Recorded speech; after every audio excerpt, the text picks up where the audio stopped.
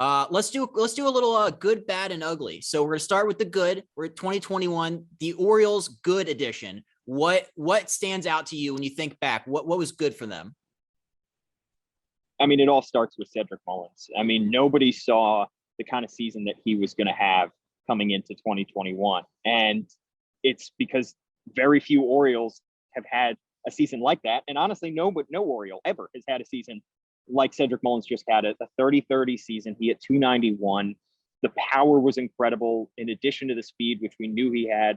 I think, by the time this podcast comes out, we'll find out about Gold Glove finalists. But at the time of this recording, I think he's it has at least a shot to be a finalist for the center field Gold Glove in the American League. So, so all kinds of accolades were heaped on him, and deservedly so. He was great. Trey Mancini, I mean, what else can you say about the guy coming back from what he came back from, and to look as good as he did? I think we were all amazed with the number of games that he played. I think coming into the year, we had moderate expectations because it's not a baseball injury. It was a life-changing injury that he had, or life-changing event going through cancer. So seeing him back on the field, and then getting a good year from John Means. I think that was the big thing. And Ryan Mountcastle as well. So the 4 M's, Mancini, Mullins, Mountcastle, and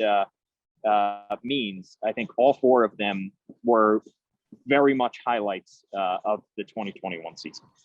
Can I throw out another one that was my good of the year? Was Tyler Wells, my dude. Absolutely. Is he your 2022 closer, you think? I think he has to be in the conversation, because going forward, by the end of the season in 2020, you had very few reliable bullpen arms that Brandon Hyde could call on, partly because Tanner Scott fell off in the second half.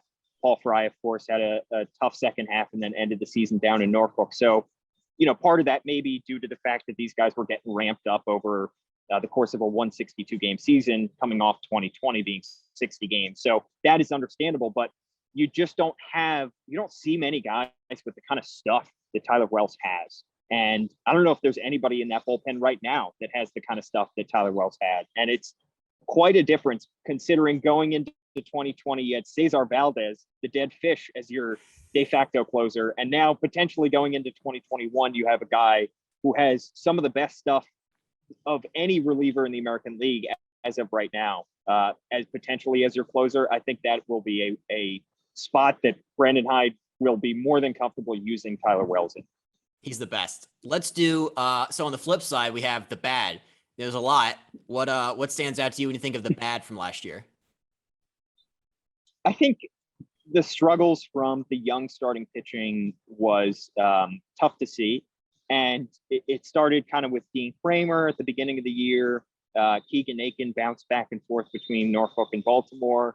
And then you saw some debuts by Zach Lowther, Alexander Wells, Mike Baumann, and they had some struggles. And those were 5 guys that you were hoping to get, maybe 1 or 2 of them turn into a legitimate starter and show flashes of being a legitimate major league starter in 2021.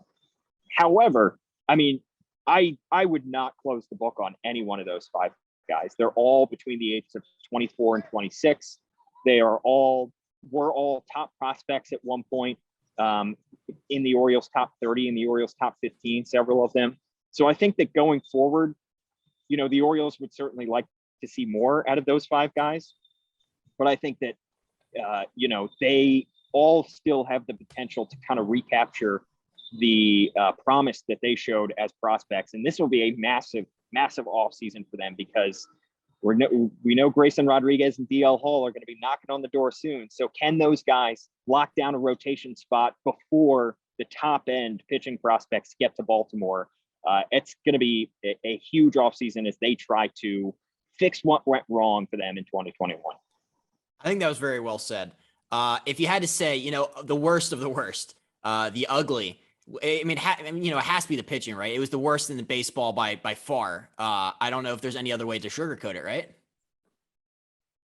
Yeah, the pitching definitely struggled this year. And it was a combination of those young guys that I mentioned struggling and not finding their footing as early as Brandon Hyde and Mike Elias probably hoped. But a lot of the veteran guys. We didn't see great seasons from the, guys that the Orioles took chances on, signed to minor league contracts with invitations to spring training.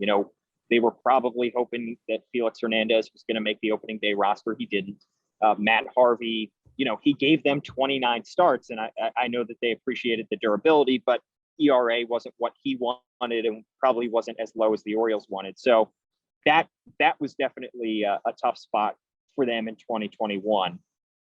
I expect it to get better, and I think that, Chris Holt, it was his first year as a pitching coach at the major league level last year. I think more experience with these guys will do them good, because we've heard great things from the players specifically about working with Chris Holt and from a lot of those prospects. So one, I think that it'll improve internally, because we're going to see hopefully soon Grayson Rodriguez and DL Hall and Kyle Bradish and Kevin Smith and those guys. But also, I think we're going to see some of the guys that have already made their debuts. I think they should get better. There's all the reasons in the world to believe that they should get better in 2022.